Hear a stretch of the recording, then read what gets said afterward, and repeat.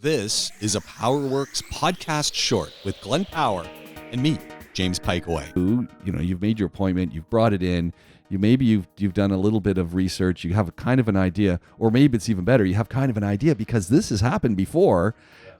Talk to the mechanics, talk to the folks about what has already been done to your vehicle in the past. Yeah, if you've been unfortunate enough to have a problem that you think hasn't been resolved by a place and you've taken it somewhere else, again, Which you see quite a bit happens of all the time.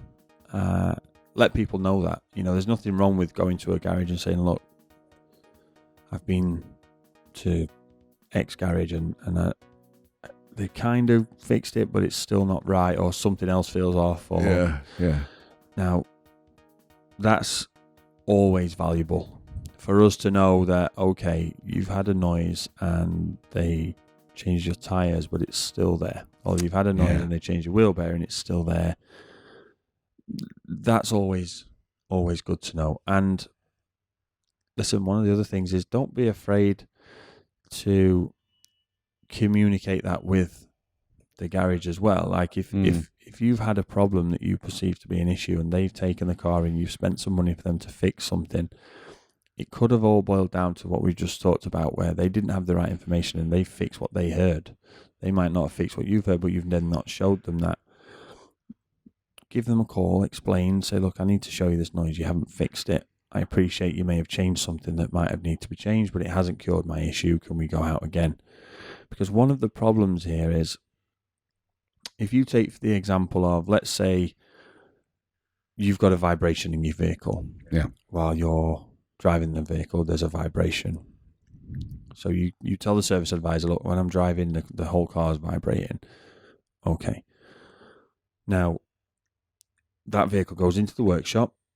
Naturally, the first thing to check would be that the wheels and tires are balanced. That's everyone's heard and that's done 101. that. Yeah, so you check it, and 95% of the time, any wheel and tyre assembly that comes off of a vehicle will be out of balance, because it's only in balance on a static balancer. As soon as it goes on the road, pressures change, road surfaces change, weights fall off, things stick to the tread.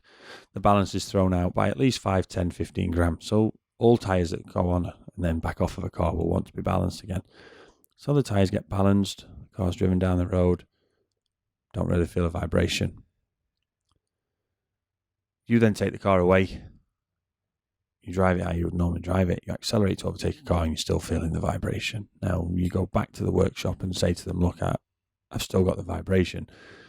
If you then say to them, it only happens when I accelerate, immediately takes everything away from the conversation about tyres. Everyone knows then, okay, well, tyres would be all the time. They're always rolling. So what do we have to deal with then when it's accelerating? So then you'll find that there's an issue with a drive shaft or a prop shaft. You might find an issue, therefore, with a transmission even. Transmissions can fail in where the drive shafts bolt in and the flanges get play. So as you accelerate, there's movement side to side. And you get vibration. Rotation on it, vibrates through the whole car. Just that key bit of information of when I accelerate. Now, as I've said, you've just paid 200 dirhams to have your tyres balanced, and you might be like, come on guys, you just wasted 200, but they needed balancing. They weren't balanced for the sake of it. They were balanced because the car was driven, didn't really feel a problem, because we hadn't accelerated hard in your car, for example. Visually, everything's okay. We'll balance the tyres, inflate them to the right pressure, and away you go. And the important thing there is to have that, and it goes on to number 4 here, have that ability to then say to the mechanic, look, I appreciate what you've done. It hasn't fixed my problem. Where do we go from here? Because we do this a lot. It happens to us. We'll fix something that's broken. Someone might come to us and say, I've got a rattle. We'll get under the car and the underbody cover's broken.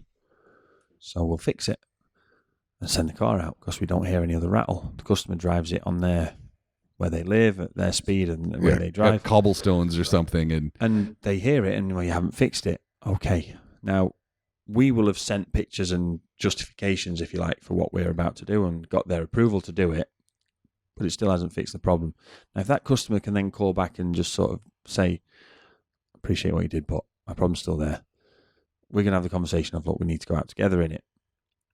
if that customer calls back and says, you wasted my time and this and that, and I want my money back, I'm going to call the economic department, I'm going to leave a bad Google review, then I'm sorry, do all of those things, but you're on your own at that point, because we're not here to rip anybody off. And the vast majority of garages aren't. The mistakes happen every day, but they're honest mistakes most of the time. And if you can have that relationship with your mechanic, I think some of my closest, better customers are ones that have had problems with initial visits or second or third visits with us, and then myself, or now DJ, have then dealt with that issue in an ethical and fair and good customer service focused way, to get that customer to realise that these guys are actually trying here and they're doing the best they can, and they made an honest mistake and they fixed it, and I appreciate it, and then they'll come back, and then at that point they trust us because they know